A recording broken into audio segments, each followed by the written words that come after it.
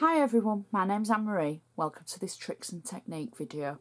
I've been really excited about showing you this one because this is one of my very new favourite products, and I know it's been on the market for a long time, but being a normal clean crafter, I don't tend to use things like this, but it's blown my socks off. It just looks awesome. Gilding flakes. Absolutely love them, and I think I've now got a little bit of an obsession with them. So I want to show you how simple it is to use them, because I know a lot of people are very scared about using products like this. Now they think, like I did, oh, it's a bit of a messy one. It's not really. So I just want to make it easy for you and take away the myths.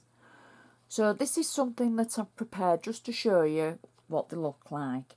I've used gilding flakes called Red Blaze because I didn't want to use plain gold or silver, because I always use plain gold or silver. So I wanted just to use something a little bit different, and you can see the tones of colour in them. So the first thing we're going to do is I want to show you the gilding flakes actually. Now I got mine and they were in a flat packet. They weren't in a tub, they were in a flat packet, and I purchased mine from that large auction site, and again they're called Red Blaze. Now when they came in the flat packet, my first thought was there's not many in there, to be honest, until I opened the packet, because one piece of advice: put them in some kind of plastic tub. Don't keep them in the packet, because you'll A, get them all over, and B, you probably won't get the best of them by leaving them in the packet. If you get them in a tub, that's a little bit different. I would still probably transfer them into a larger tub to make sure you get air between them to puff them out a little bit. However, once you get them in the tub, when you use them, never ever have your aircon on, a fan or a draft, because these little, I'm going to say these little suckers are lighter than air. They will cover everything. They will blow away because they're just lighter than feathers. Even opening the tub, they can whoosh, go all over.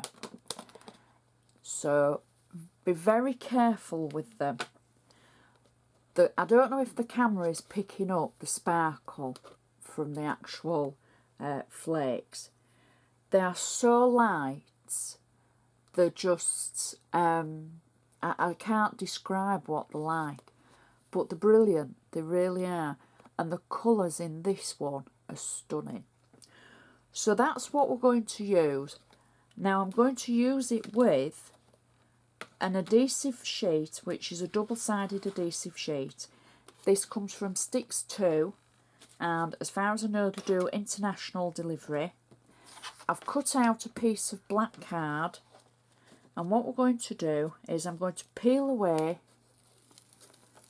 part of the adhesive like that, because I'm not going to be using it all. I'm only going to be using the part that I'm going to cut away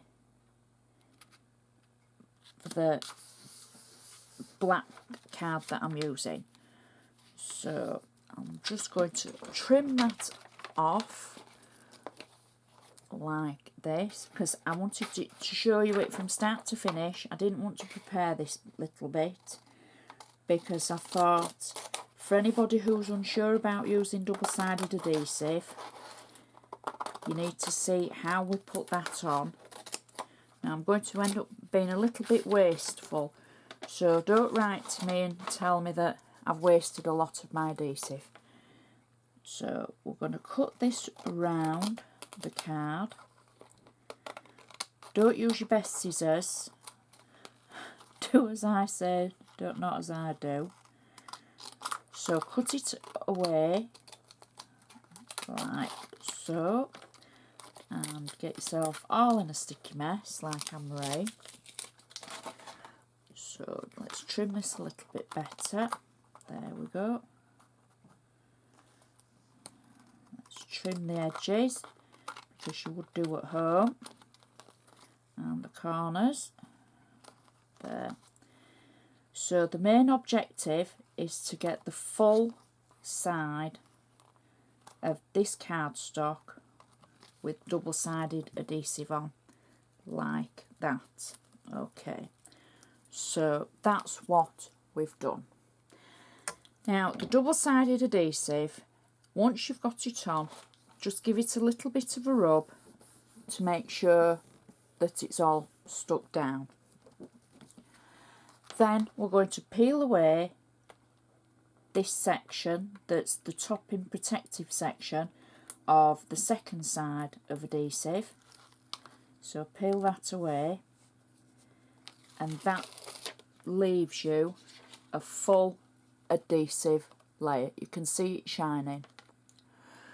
So what I've done is I've taken a Sue Wilson die cut and I've cut it out in the same black card, and I'm just going to simply pop that over the top of our panel that we've got the adhesive on. Okay, and I'm just going to press it down to make sure it's well stuck. Now I know it's a little bit bigger than the panel itself, so don't worry about that, because I'm just trying to show you the process and how to use the gilding flakes. I'm not looking for perfection, but I just want to be able to show you how to use them. And I've just noticed I've got a little part of that little bit still left in, so just pick that off. Okay, so once your die cut is on top of your panel, this is where the fun part starts. Now I'm going to use a sheet of scrap paper underneath, and I'm going to put my gilding flakes to one side. So I would recommend anybody using scrap paper underneath as well, because you're going to gather up your little bits after you've used them. So you start off and take a few pieces of your gilding flakes and just drop them on. Now you will find as time goes on, the more you do this, the more you sort of get a feeling of how much you need to use. You can always add more.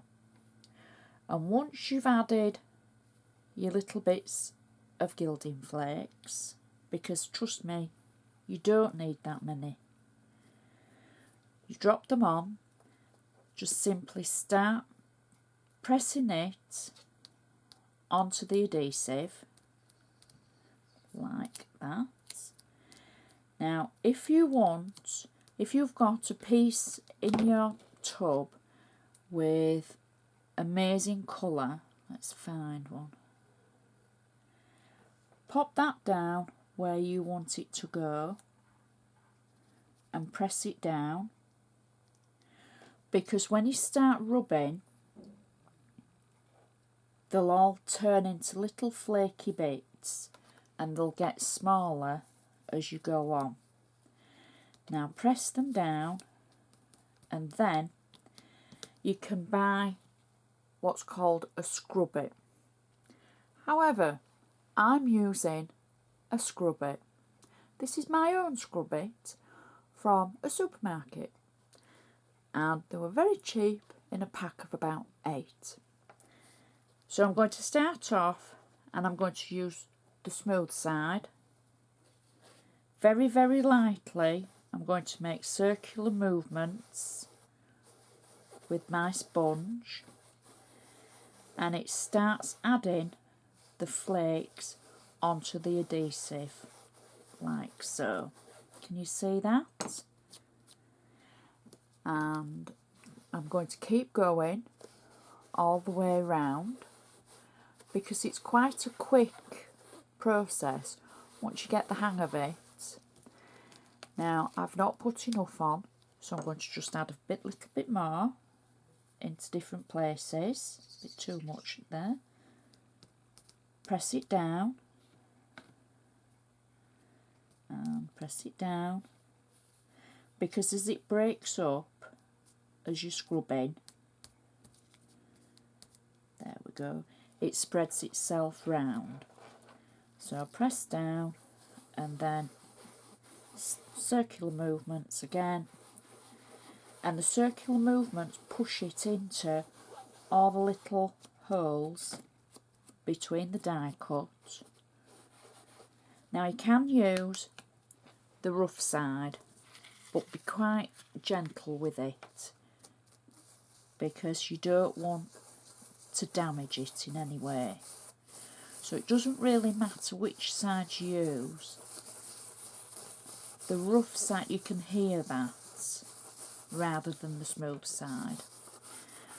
So simply keep scrubbing, and then when you're finished, I always finish with the smooth side and just take it over the top like so, just to make sure we've got all the gilding flakes in the little sections between the die cut.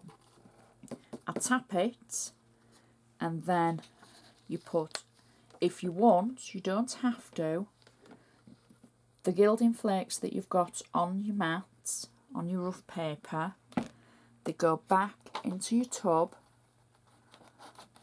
because it can all be used again, even the powdery bits, because they've still got sparkle on them. So then, once I've finished, I just get a paper towel and I give it a bit of a rub, just to be sure there's nothing loose on it, and I've taken off all of the excess dust, as it were. So that is now covered with our gilding flakes, and it's such a pretty technique, and I do love using them now because of the effect that you can get. They're just so pretty. So I hope you've enjoyed this insight into gilding flakes. Once you get going, use them for your embellishments. Use them on your cardstock and then cut them out using your dies, etc., to make really pretty little embellishments that will go with so many of your projects. This for me has just been fantastic to be able to show you something a little bit different. So I hope you've enjoyed it. I hope it's given you a good insight into gilding flakes. Please give me the thumbs up, give me a like, let me know what you think. Please comment, I love hearing from you. And I'd just like to say thank you very much for watching, and I'll see you next time.